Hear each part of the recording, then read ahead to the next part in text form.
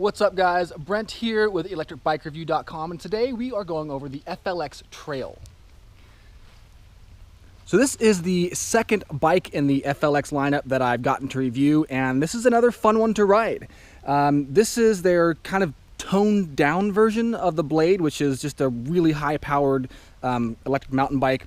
This one runs for $18.99 in this configuration right here, but there's a couple different setups that you can get with this thing. So right off the bat, this comes with a 13 amp hour battery right here in the middle, but you can opt for a much larger 17 amp hour battery. It's the same one that's on the Blade, that comes standard on the Blade.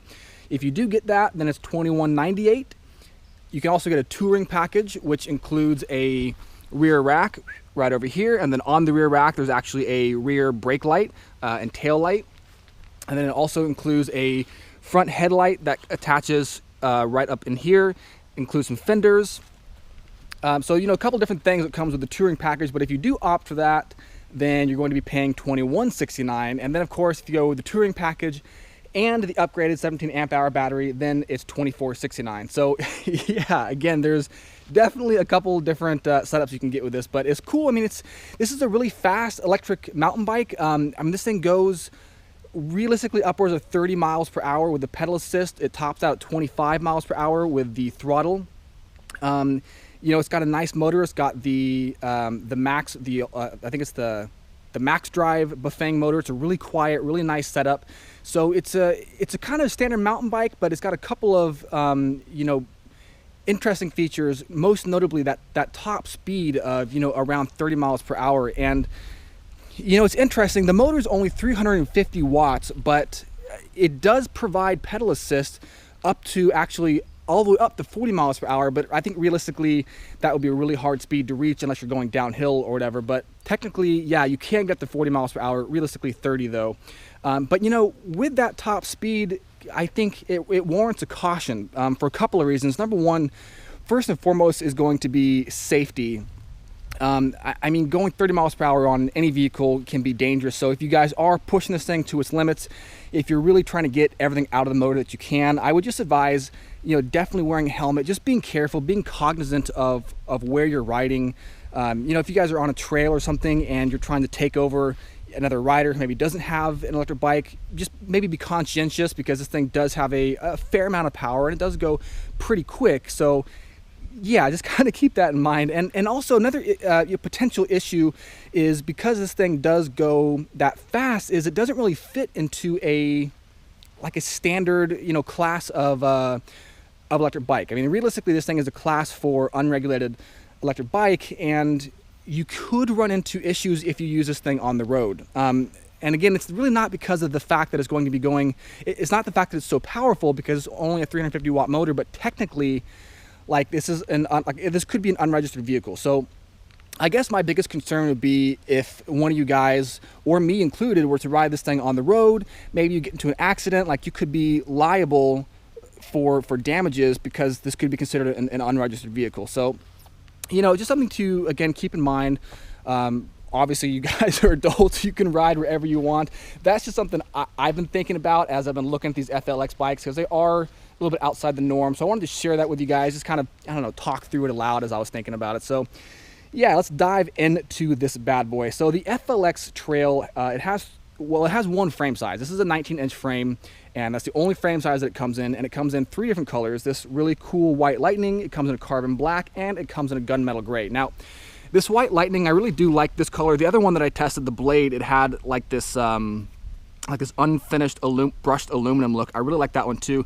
The cool thing about this white though is, like, it's really visible. I mean, check this thing out. Look how much it stands out, the contrast of this bike against this green background. I think, like, even if you're in a city, I mean, I think this thing would stand out pretty well too. And for me, that's just like a cool safety feature, right? Like, a brightly colored bike is going to be easily seen at dark. So I dig that about the white. The thing I do like this aspect. I mean, I like that there's this black accent with the battery and the black cables, but with the black version of this bike, what's really cool about it is it's all blacked out. I mean, you can barely even tell that's electric, because the battery fits in really nicely to the frame. I mean, the battery's black, the frame is black, the wires are black, the tires are black. I mean, it's just a blacked out bike. And with this one, I think it's a little bit more obvious that it's an electric bike. So I don't know, it might be interesting if they offered a different version in the future where it's like all white or all black. I don't know, that's just me, whatever. Yeah, so anyways, so let's head up here to the top of this bad boy. So on the top here are the handlebars. We've got these Velo locking grips. Locking grips, I really appreciate having these because if you are really kind of hammering on some heavy duty trails, you're putting a lot of torque on these grips, they're not going to move around on you. And again, that's just one of those safety features in my opinion, because you really don't want these things slipping around while you're going over, you know, really tricky terrain. We've got a Shimano Alivio 9-speed shifter up here, which goes down to the Shimano Alivio derailleur back here. So again, this is a 9-speed, I think it's 11 to 36 on the rear cassette, I believe, and only 40 up front. So it's kind of a smaller gearing, but you know, whatever. I mean, again, this is not as powerful as the Blade. The Blade has a much higher gearing ratio, but I think that's fine for this bike. Now, something I do want to note about this kind of setup right here is, well, the good news is that like on the chain guard, or on the chainring up here, we do have narrow wide teeth on the chainring, and that's fantastic because it's going to help keep this chain locked on. The bad news is that there's no chain guide. So on the Blade right here on the motor mount, there's a chain guide that kind of extends. It's a CNC aluminum piece, and it extends, and it kind of keeps this chain locked into place so it won't pop off this side. I mean, we do have a kind of like a bash guard on this side. It's this aluminum plate, keeps the teeth protected if you run over a log or something, which I actually have had that experience before. I've bottomed out on a log, and I've had a chain guard and a bash guard, whatever, and it's protected it, so that's really cool. So the chain will not pop off this way, but again, no chain guide, or sorry, no chain guard over here. No, I was right the first time, no chain guide, so it can pop off. Also on this derailleur, there is not Shadow Plus, which is this little kind of clutch system that can, there's a little lever typically like right over here with this clutch system, and it increases the tension of the chain. So if you're going over, again, kind of really tricky, really technical terrain, if the chain's gonna be bouncing around a lot, then you can kind of deploy this system and it'll increase the pressure on the chain. We don't have that here on the trail. I think overall it probably is gonna be fine. Again, it's only a 350 watt motor, so it's not like it's not incredibly powerful. It's powerful enough, but yeah, I just wanted to point that out to you guys. Now, if we go back up here to the front, on both sides here, we've got the Tektro Auriga brake levers. And those go down to the Tektro Auriga 180 millimeter dual piston hydraulic disc brakes. Yeah, I mean, these are decent. These are pretty decent brakes. They're hydraulic, which is, of course, a step up from mechanical brakes. They're going to be a little bit more pressure, a little bit more braking power, and I think that for a bike that goes as fast, like, I don't know, for me, I would definitely want these hydraulic disc brakes, so I really appreciate that FLX included these. And 180 millimeter is, that's not bad. Again, the Blade has 203 millimeters, which are they're huge, the brakes on those. And the Blade has quad piston disc brakes. These only have dual. But again, I mean, I think that's fine for this setup right here. We do have motor inhibitors built into the brakes as well. So whenever you hit the brakes, it's going to shut off the motor. And I always mention this. I always want to point this out because, like, I think this is it's a really important safety feature. It's not as important on this bike because it only has 350 watts of power, but basically what these motor inhibitors do is you hit the brakes and the motor shuts off, even if you're still pedaling and even if you're trying to use the throttle. It cuts the motor off, and what that does is it makes sure that you're not fighting against the motor while you're trying to stop, because if you are fighting against the motor, that's going to increase your overall stopping distance, and I mean, that could make you run into something. So I dig that it has those. These are adjustable reach levers here as well. These are 3-finger levers. It's nice that they're adjustable. You can bring them in closer if you want. If you got smaller hands, if you got larger hands, you can bring them out farther, or if you're wearing gloves. And I actually, I find that I typically want to let the brakes out a little bit, because when I brake, I kind of do like a 2-finger brake, and well, it's not really happening on this one, but sometimes like the brakes will pinch my hand. So I like that they're adjustable, because if I wanted to, I could let them out. What else we got over here? So on this one, on the Blade, we have a shift sensor. So when you switch gears, kind of like the motor inhibitors, the motor shuts off. I do not believe that we have that here on the Trail, but that's not a big deal. For the shocks here, we've got the Suntour XCR suspension, and these things have 120 millimeter of travel. They're air suspension. You know, they do the job. They're not like the top shocks in the whole world, but they get the job done. And even for me, like a 200-pound rider, I didn't really notice a whole bunch of dive or anything on this when I was braking hard. But if you did experience that, we've got rebound adjust, we've got lockout, so you know you can kind of adjust these things how you want them. Also, right here, let's see if you can see it. It's kind of muddy. On the back of this kind of bridge right here on the brakes, there is a eyelet. There's a little boss right here, so you could probably attach a fender right here if you wanted to, or a mud guard. And you know, as you guys can probably see, I'll get a shot of myself. It's been raining here the last couple of days in California, so it's been muddy, and this thing does not have fenders. So I've been muddy, yeah, and I guess like that's just a good point. If you are going to be riding this thing for off-road, it probably would be good to get some fenders for this bad boy. Again, you can't get fenders from FLX, like if you get the touring package.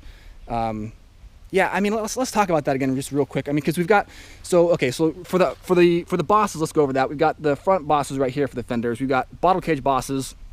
You can do a kickstand right here in the back, and you've got a rear rack boss and fender bosses in the back. So the rear rack bosses, I don't know, it's like another one of those kind of interesting, I guess, philosophies for this bike, because just to go back to that kind of safety or liability issue, I mean, typically like having a rear rack boss is kind of for the city, right? Like you would have that if you're going to be carrying a backpack or going grocery shopping or whatever. It's just you can put extra gear on it.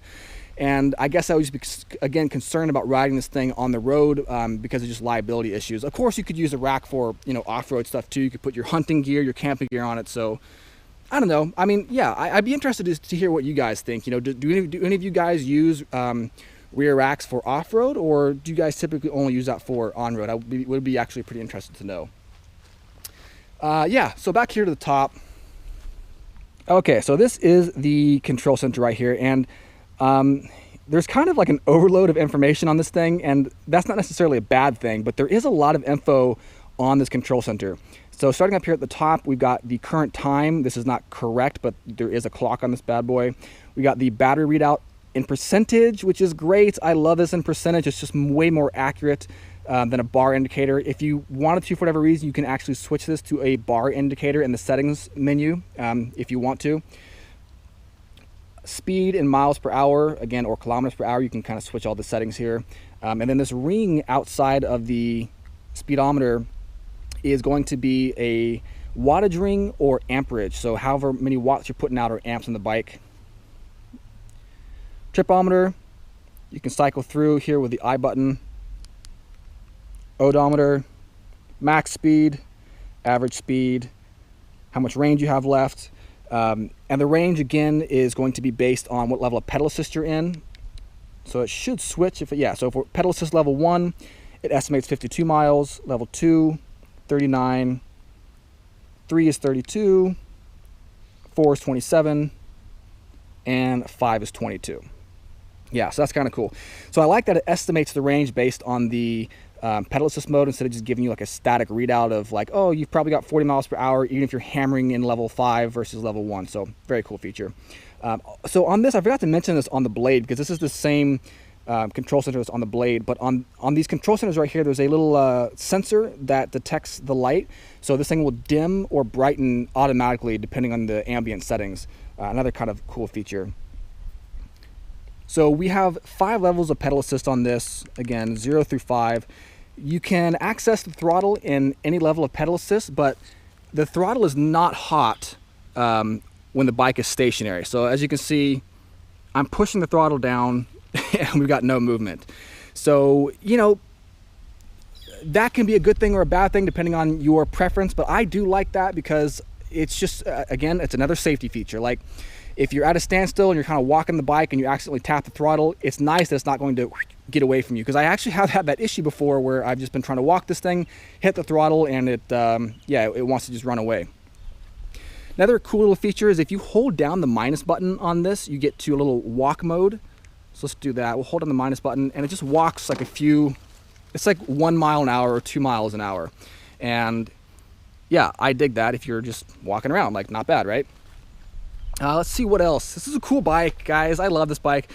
Maybe let me just tell you a little bit, a quick history of the company. So FLX, they started as Flux a couple years ago in 2016. They had an Indiegogo campaign. They were asking for $50,000 to fund their first kind of 3 bikes, and they ended up getting 1.7 million from their Indiegogo, and then an additional 400,000 from their website. So these guys did really, really well with their campaigns, and then now a couple years later they're putting out some new bikes, so they're continuing to grow, continuing to improve their product line. And yeah, I really dig that. These guys have done a really good job so far. So, and then with the frame here, so this is all aluminum alloy. It's a 50-pound frame, so it's definitely lighter than some electric bikes. It's lighter than the Blade by quite a bit. Of course, you know, the reason it's going to be lighter is you know, it's a smaller battery, it's a smaller motor, just the components are a little bit kind of smaller overall, the tires are smaller, all that stuff. So yeah, 50 pounds, it's nice because it's going to be a little bit easier to carry around with you. And the battery here again is going to be 13 amp hours. It's a 36 volt battery. I don't have the key with me, I forgot to bring it, but you just put the key in right here, lift this lever, and this thing just pops out really easily. You can do it one-handed. You can charge this thing on the battery, or I'm sorry, on the bike. You can charge it off the bike. It also has a USB port built right down in here in the bottom of the frame, or sorry, bottom of the battery. You know, that's a small feature, but to be real, for me, I dig that because, you know, if I was to ride this thing in the city, or just even, you know, in the country, whatever, like I like the option of being able to leave the bike and then bring the battery and then charge up my phone or accessories like on the go, like while it's in my backpack or something. I dig that. There's also a USB port, I forgot to mention, right here in the bottom of the control center. So you can like put your phone up here, a light, whatever, plug it into the USB right here, charge it up. Good to go. So this is the Bafang Max Drive, the motor down here. And again, this is a 350 watt, 80 Newton meter of torque motor. And this thing is, I really like this motor. It's one of the better aspects of this bike. I was talking to Cord about it. He really likes it too. And basically one of the coolest things about it is it's just so quiet. You can almost not hear this thing running when you're riding it. So I'll show you guys here in a few minutes when we do the ride test, but it's just such a ghostly quiet motor. And you know, with this, with the 80 Newton meters compared to like the Blade that has the monster motor with 160 Newton meters, I mean, I feel like this motor is kind of like trying to be in the same field as, you know, like a Bosch motor, you know, because it's got kind of that similar output of torque and that similar power. So yeah, cool motor. Kind of standard Welgo aluminum pedals. They do have nice grips on them, not so bad.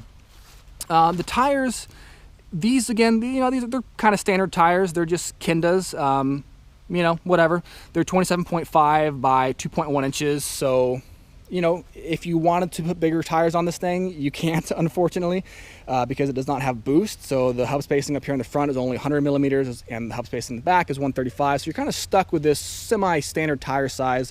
And again, that's going to be fine, but it would be cool to be able to put larger tires on this thing, because with larger tires, you're going to be able to have more air volume. It's going to be a cushier ride, and that would be particularly nice since this is a hardtail. You're going to get more traction, so, but you know, whatever. And again, going back to this hardtail, you can put a seat post suspension in here. If you guys do, you just want to make sure that it matches the seat post diameter, which is going to be 30.8 millimeters for this bike right here. FLX says that they are offering or are going to offer a seat post suspension, so that might be something to look out for. Of course, you could always buy just whatever you want, you know, off of Amazon or your own aftermarket stuff. Like, it doesn't have to be from FLX. Let's see what else. Oh yeah, okay. Back to the tires real quick. So these are skewers on the tires, as opposed to through axles, front and rear. They're skewers. So again, that's just kind of one of those things where it's like, nah. It's, you know, it would be nice if they were through axles. It would just give it a little more rigidity. And if it had that hub spacing, it would kind of increase the bracing angle of the spokes, just make everything a little bit more sturdy and tough. You know, because this thing does go upwards of 30 miles an hour. So that would be nice to have, but really, I think it's okay. It's not that big of a deal. What else? This is a FLX branded seat. Pretty, you know, aggressive, angling here on this. It's, you know, pretty comfortable, good for off-road. yeah, that's pretty much it, guys. It's a fun bike. Oh, right. Let's talk about the torque sensor real quick. So this is a torque sensor versus a cadence sensor. Real quick, for those of you guys who may not know, torque sensor measures the torque or the pressure that you're putting on the cranks, as opposed to a cadence sensor, which measures the rotation of the cranks. With a torque sensor, you're going to get kind of a more accurate feedback from the motor. So if you push lightly on the pedals, you'll get a little bit of power from the motor. If you push hard on the pedals, you get a lot of power from the motor. And that's really great because it's more sensitive and accurate. So if you're going at low speeds, again, for me, it's just one of those safety issues. Low speeds, it's got the power comes on quick and it shuts off quickly. So yeah, because with cadence sensors, like it just, you start pedaling, and when you stop pedaling, it still is just kind of like, just like giving you power. And if you're trying to go slow, like this trail will be fine, but like imagine if there was, you know, big rocks, or you're just trying to avoid an obstacle. If you got a cadence sensor, like it could keep you moving forward when you don't want to. So yeah, anyways. But yeah, okay, so we have talked about this thing. This is a beautiful area. It's been raining, like I said, here in California. It's really pretty out. Very excited to ride around and show you guys this thing in action. Let's check it out. All right, and here we go. So we are in pedal assist mode 5 to start off with. And yeah, let's just kind of get going on this trail right here. So this is a much more mild motor compared to the one on the Blade, which again is like a 160 Newton meter, you know, 7 or 1,000 watt motor. It's just really, really powerful. But this thing is just, it's a lot more measured. Honestly, it's kind of just more enjoyable to just ride this thing a little bit more leisurely. So we are going just a few miles an hour, about 6. I want to show you guys, oh, there's actually a nice little bump coming up here. I will show you in a second. Let's get over this. Oh, it's wet. Oh. Okay, so I want to show you guys using the throttle here. So check this out. So this is, oh, here we go. So the throttle actually won't activate because I'm going too slow. So now let's try it. Here we go. Okay, so this is throttle only. Going 8 miles an hour, 10. Ooh. Yikes. Okay, honestly, that's kind of hard to do. It's kind of hard to film and navigate these trails. Yeah, so let's go ahead and I want to switch gears for you guys so you can just see this thing in action. All right, so we're in 3rd gear right now. 4th, 5th, 6th.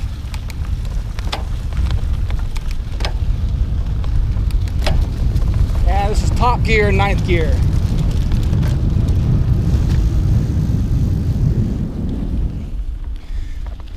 So I was just braking right there with just the rear brake, and even with that, this thing has plenty of stopping power. Again, it's the 180 millimeter disc brake, dual piston hydraulic. Like, you got plenty of stopping power with this.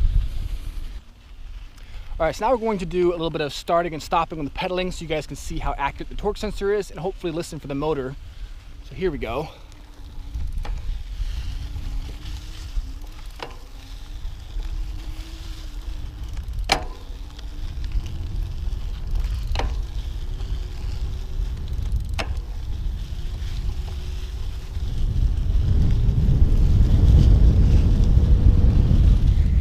Yeah, and hopefully you guys can hear, I mean, just that motor is really ghostly quiet. I really like this model of the Bafang motor here.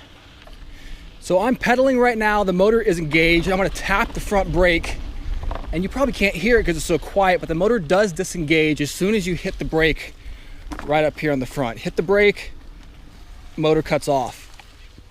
Great feature. Love the motor inhibitors. Gonna switch down to the gears now. 5th, 4th, and back up. 5th, 6th. Woo, picking up speed. 7th, 8th, and 9th.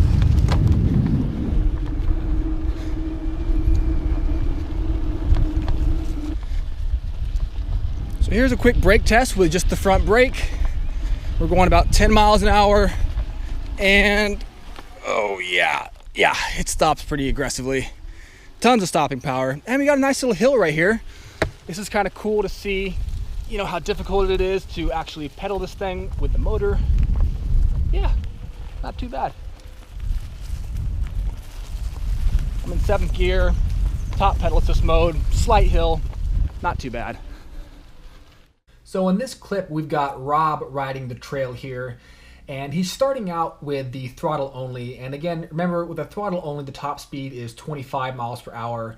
But if you were doing pedaling and you have the pedal assist going, we can go upwards of, you know, 30 to technically an actual top speed of 40 miles per hour. But again, I think it's going to be really hard to reach that top speed. So I'm trying to follow Rob here with my drone. It was a lot easier to follow him in these sequences compared to the Blade, which really just kind of took off and rocketed away from me. But even with the trail here, I mean, this bike is still pretty quick. Trying to zoom out here a little bit just to show you guys some of the scope. I think this is a really pretty shot, really cool scene. It was really fun to film this. This is the same trail right here. Rob is just now going the opposite direction, and now he is actually pedaling, trying to up the top speed here. And I think in this shot, he was reaching just not too fast, like around 20, 22 miles an hour, kind of like a leisurely stroll, but still pretty quick. All right, guys, that is pretty much it for the FLX Trail review. Again, this is a pretty sweet bike. You know, it's a nice kind of upper entry-level bike at $18.99 for the base model here. Just want to reiterate, definitely want to be careful going top speed on this because, you know, 30 miles an hour is a realistic top speed to reach with this thing, and technically the motor will continue to give pedal assist up to 40 miles per hour, but again, the throttle is limited to 25. So, you know, if you are going off-road, really this thing is kind of only legal in OHV parks, private property, stuff like that. So just be cognizant of where you're riding, and if you are on the roads, like again, you know, you could run into trouble. So just something to keep in mind. Of course, the ultimate decision is going to be up to you guys. But yeah, I mean, it's a fun bike. Overall, it's really cool. I dig this white color, and yeah, I got one more FLX bike coming up for review, and that's going to be the Roadster. So stick around for that. And that's it. Hope you guys have a great day, and if you're going out to ride, ride safe.